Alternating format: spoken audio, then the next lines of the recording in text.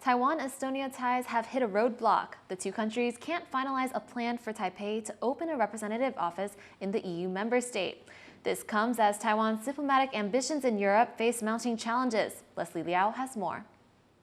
Taiwan may have an uphill battle in front of it in the EU. In 2023, Estonia agreed to let Taipei open a representative office there. But 2 years later, no office has been established, and talks over the plans seem to have stalled. A Nikkei Asia report on Monday said the standstill comes down to the office's proposed name. Taipei would like to include the word Taiwan, but Estonian officials have nixed the idea. But why? The answer is China. China claims Taiwan as part of its territory and does not like it when Taiwan refers to itself as a separate entity. This is not the first time the issue of a Taiwan representative office in Europe has come up. In 2021, Estonia's neighbor, Lithuania, allowed Taipei to open a Taiwanese representative office in its capital, Vilnius. China placed sanctions on trade with Lithuania, but Vilnius weathered the storm with support from Germany. The Nikkei report says Estonia fears Chinese backlash over Taiwan's proposed name. Taiwan's foreign ministry says it won't let the naming issue get in the way of good relations. 外交部也将秉持开放态度，愿与爱沙尼亚基于互惠合作的精神，务实讨论加强双边关系与增进相互了解的具体做法。 This all comes as Estonia's foreign minister is scheduled to visit China in November. China is welcoming the visit and says ties between the two countries have grown in recent years. And while Germany stepped in to help with Lithuania, it's not clear whether it'll have the stomach to do it again this time. Germany and China's foreign ministers recently held a phone call vowing to smooth over strained ties. During that exchange, China urged Germany to oppose what it called Taiwan independence. At the same time, China is exempting Germany from an export ban on certain chips, which are vital to Germany's auto industry.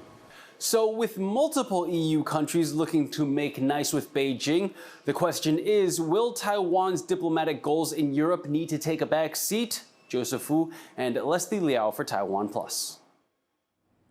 This year's APEC summit in South Korea wrapped up over the weekend. With China set to host APEC 2026, Taiwan's delegation has safety concerns for their participation amid Beijing's growing pressure on Taiwan's diplomatic engagement. 所以每年 APEC 的因为有我们积极的参与，也才能够促进许多的重要的合作交流啦。APEC 这样重要的国际场域、经贸场域，不能没有台湾的声音。 In a written response to Reuters, China's foreign ministry rejected the concerns raised by Taiwan, saying that the key to Taiwan's participation in APEC lies in adhering to its One China principle and the APEC Memorandum of Understanding, not in any security issues. Authorities say an outbreak of African swine fever in central Taiwan was likely caused by improperly cooked kitchen waste. Here is the latest on a case that's put one of the country's biggest agricultural sectors on hold. Dressed in protective gear, investigators descend on pig farms in central Taiwan. They're trying to figure out what caused a sudden outbreak of African swine fever at a farm in Taichung last month, just 1 year after the country had been declared free of the highly contagious disease. Taiwan has strict border controls to keep illnesses like this one coming in. That's made finding the source of this outbreak much harder, but authorities think they've found an answer. 人、车、猪的这个可能感染源都目前是看到是排除，唯一看到有可能病毒来源是在喂落食蒸煮厨余。 Feed made from kitchen waste is a common, cheaper alternative to regular feed, but it must be heated to above 90 degrees Celsius for over an hour to kill germs that could be deadly to pigs. Testing shows that nearly 40% of pigs given kitchen waste feed at the farm where the outbreak happened had died. That's compared to just 2.5% of those given regular feed. Investigators say the farm appeared to lack the proper equipment to heat the feed to meet safety standards. 特别是在这次的案例上，我们就发现说，这个蒸煮设备其实是没办法运作的哈。包括国军在那边想要去确认的时候，还要经过很久的时间修理，还没办法修理起来，表示说这个设备只是装在那边好看的。It appears that the farm tried to falsify records of food waste sterilization, and there were discrepancies in orders of the fuel they typically use to heat the food. The owner claimed they used wood as an alternative, but experts say it might not have met safety standards, causing the pigs to fall sick. 他说他有用这个人家装潢用剩的木材来做燃料这个没办法佐证他到底用了多少燃料。然后还有一个问题就是温度到底有没有达到我们的要求。Authorities say they hope to contain the outbreak as quickly as possible. All other farms have tested negative for the virus, and a temporary ban on the slaughter and transport of live pigs is set to end later this week. Pork is one of Taiwan's staple products, and African swine fever cannot be transmitted to humans. Still, many are thinking twice about eating pork, and farmers are already feeling the effects of a drop in demand. Authorities are urging pork producers around the country to take it as a lesson to follow safety standards, since even one case could put the entire industry in jeopardy. Delphine Chen and Tiffany Wong for TaiwanPlus. A month after a barrier lake breached and caused deadly flooding, local Indigenous villagers have been living in fear inside windowless, doorless houses. While the government has offered to build interim housing, villagers say that plan would only damage their community further. Irene Lin has more. Tidying up his beloved home with his missing doors and windows, 80-year-old Anga Lo'o has been living on this property in Fata'an village, an indigenous Taiwanese community in eastern Taiwan, since he was only 6 years old, and he insists on staying. But after a barrier lake up in the mountains burst his banks, sending destructive flash floods downstream, his family and neighbors' lives have been completely upended. Cracks and holes in the ceiling and a water stain on the wall serve as constant reminders of the danger from that day when the flood nearly drowned him. 我就抓了，就这样跑到这边呢。那个水已经到这里了，你看那个线，沿着这个走，刚好那个脚碰到这个，我就爬上去了。 A wooden house built by his father used to stand here. But the house and all the memory-filled objects inside, including books that he used to teach the Amis language when he was younger, were washed away by the flash floods. 里面东西很多古董了，那些掉了，心里实在很不舒服，一直好不起来。有钱买不到东西。回忆吗？ 好多个，小孩子都说，都在问了，当初为什么不拿起来，叫怎么拿？ For almost a week, Anga's family had no idea where he was and braced for the worst. It was a huge relief to the family when they reunited, but their home is no longer the same.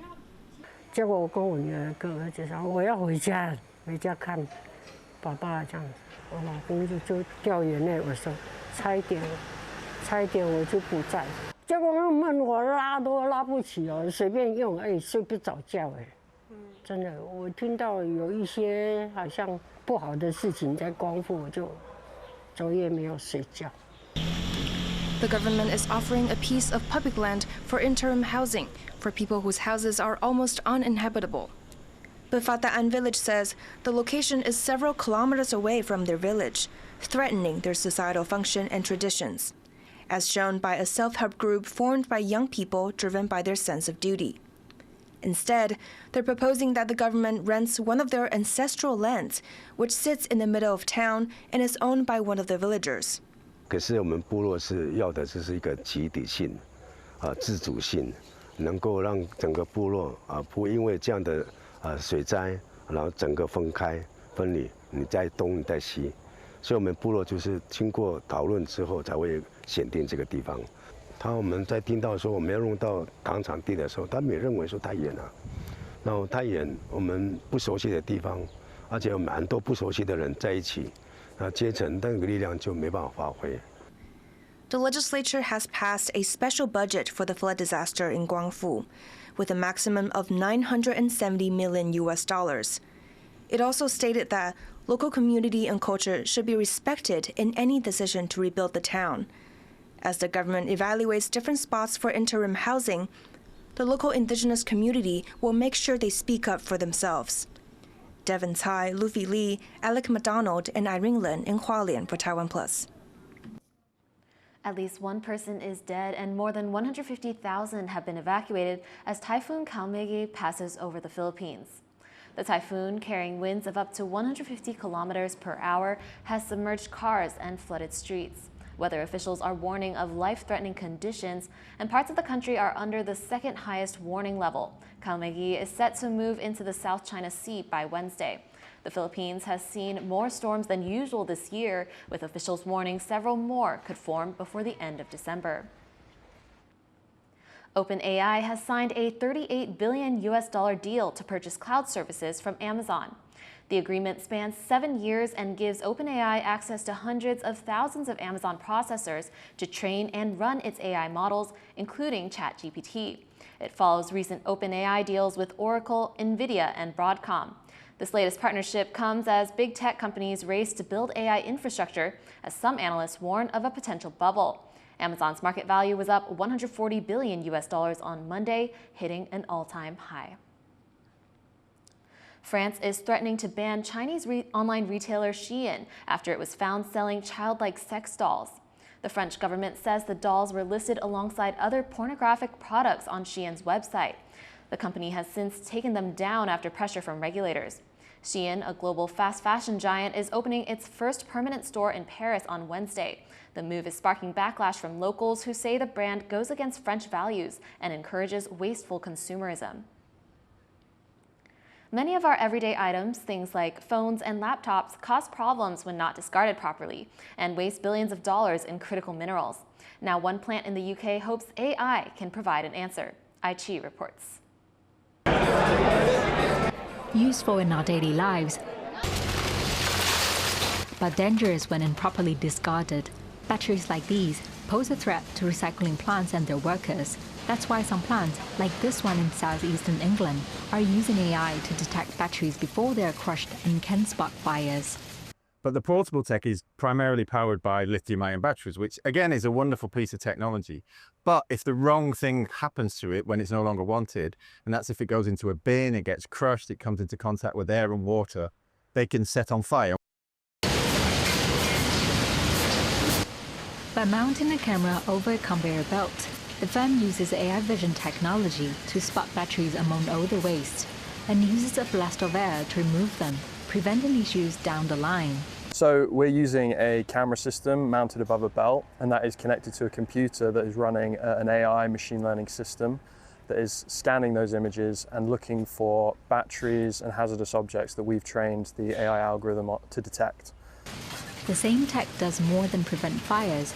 By identifying and isolating the batteries, it turns them into a valuable resource. After all, they contain lithium, cobalt, gold, palladium, and rare earths, precious materials now central to geopolitics, and they are lost if not recycled properly. Geopolitics is at play here. So, inside electronics are precious metals, materials like lithium, cobalt, technology metals. And we've got them here in the urban mines surrounding us. And at the moment, we're throwing too many of them away, which is crazy. Why this new sort of technology and innovation to recover more materials is just simply common sense. It'll drive the economy and it'll protect the environment. In the UK alone, an estimated $1.3 billion in precious and critical metals is lost each year due to inefficient recycling. Investing in tech like this could help recover these materials, reduce reliance on imports, and protect workers, all while ensuring the UK has access to the resources it needs for its most essential products. Howard Chan and Aichi for TaiwanPlus. Thank you for watching What's Up Taiwan. You can visit the TaiwanPlus website or follow our social media for more stories from Taiwan and around the world. Finally, take a look at the World Series champion Los Angeles Dodgers celebrating with a parade through downtown LA on Monday. I'm Tiffany Wong. Take care and see you next time.